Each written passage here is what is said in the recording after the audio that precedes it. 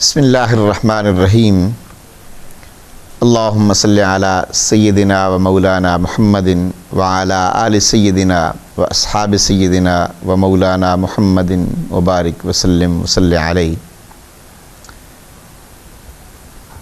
مہکا ہوا ہے عشق سے دامان زندگی، خون حسین اب بھی رواں ہے فرات میں۔ کربلا اسلامی تاریخ کا ایک ایسا منظر ہے، ایک ایسا مظہر، ایک ایسا فینامینن جس نے تاریخ اور تہذیب کو ایک نیا جہان دیا ہے، ایک نئی زندگی، ایک نیا انقلاب، ایک نیا پیغام، ایک نیا شعور، ایک نئی آگہی بخشی ہے۔ اہل ایمان کے لیے جو پیغام کربلا کے شعور سے ابھر رہا ہے، اور امت کا جو رشتہ اہل بیت کے ساتھ استوار ہونا چاہیے، اور کربلا کے منظرنامے پر جس زاویہ نگاہ سے ہمیں ارتکاز کرنا ہے، ان سب پہلوؤں پر انشاءاللہ ہماری گفتگوؤں کے یہ دائرے مرتسم ہوں گے۔ آج ہم اہل بیت رسول صلی اللہ علیہ وآلہ وسلم کا مقام اسلام میں، اسلامی تاریخ میں، اسلامی تہذیب میں، بحیثیت دین اسلام میں، اور امت کا اہل بیت رسول سے جو رشتہ ہونا چاہیے،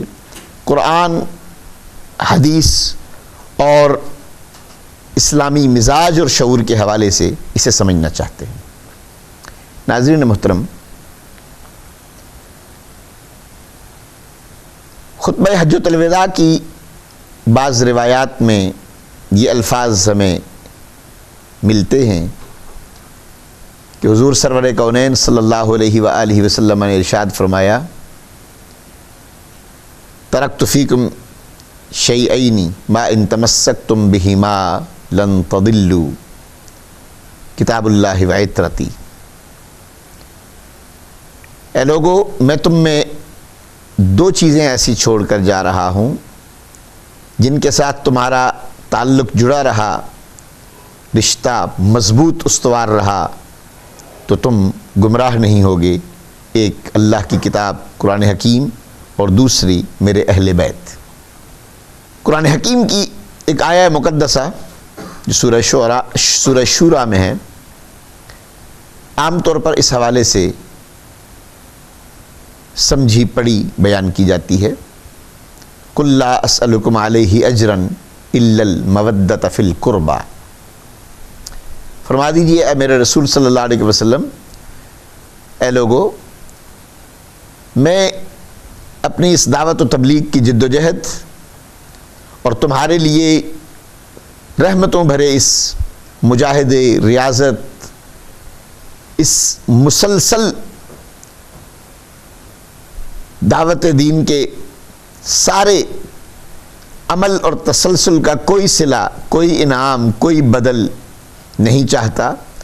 ہاں مگر رب ذوالجلال کا یہ حکم کہ تم میرے اہل بیت سے، میرے رشتہ داروں سے محبت رکھو۔ اسلامی پیغام کا حاصل، اسلام کی کائنات کا نقطہ عروج حضور سرور کونین صلی اللہ علیہ وسلم سے محبت کا رشتہ ہے، اور حضور سے محبت کا رشتہ تبھی مستحکم ہو سکتا ہے جب حضور اکرم صلی اللہ علیہ وسلم کے تربیت یافتہ صحابہ کرام سے، اور حضور کے اپنے گھرانے سے، حضور کے اپنے خاندان سے، حضور کی اپنی اولاد سے محبت کا رشتہ استوار ہو جائے۔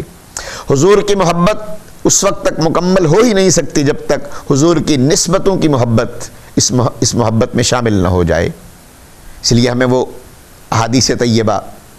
ملتی ہیں جن میں حضور اکرم صلی اللہ علیہ وآلہ وسلم نے بارگاہ الہی میں دعا کے الفاظ اس طرح پکار کر کہے ہیں کہ اے اللہ، میں حسین سے محبت کرتا ہوں، حسن سے محبت کرتا ہوں، اے اللہ تو بھی ان دونوں سے محبت فرما، اور جو ان سے محبت رکھے تو انہیں بھی اپنی محبت کا مستحق ٹھہرا دے۔ حضرت علی مرتضیٰ کرم اللہ وجہہ کی ذات گرامی اور خانوادہ رسول اہل بیت رسول کے حوالے سے یہ دعائیں ہمیں ملتی ہیں۔ پھر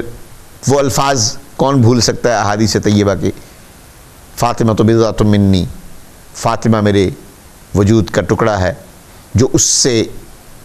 تکلیف پہنچائے گا، جو اسے اذیت دے گا وہ مجھے اذیت پہنچائے گا۔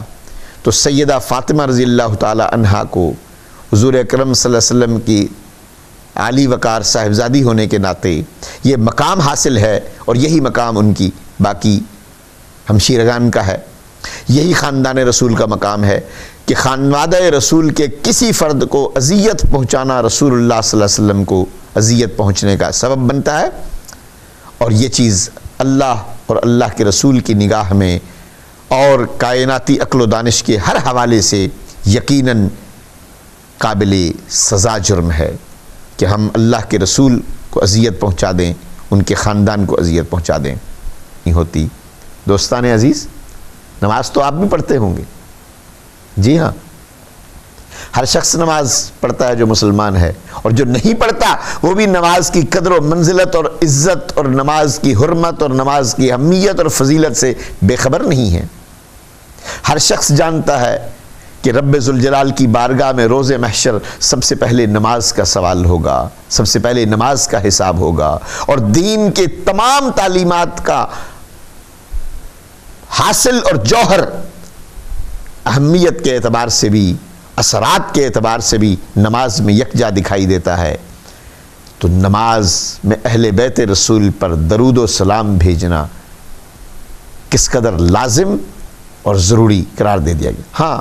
ہم نے جو چیز سمجھنی ہے وہ یہ کہ نماز جیسی اعلیٰ ترین عبادت کے دوران بھی اگر اہل بیت رسول کی محبت ہمارے ایمان کا تقاضا ہے، ہماری شریعت کا حکم ہے، اور ہمارے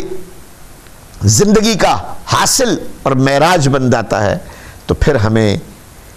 سمجھ لینا چاہیے کہ دین اہل بیت رسول سے محبت کو کس قدر اعلیٰ اور بلند تر حیثیت دے رہا ہے۔ جو خدا ہمیں اپنی عبادت میں نماز کے دوران اہل بیت رسول سے محبت کی معراج پر دیکھنا چاہتا ہے، بالیقین اہل ایمان کو وہ زندگی کے ہر حالت میں، ہر مرحلے پر، ہر وقت، ہر لحظہ، ہر معاملے میں اہل بیت رسول سے محبت کی معراج ہی پر دیکھنا چاہتا ہے۔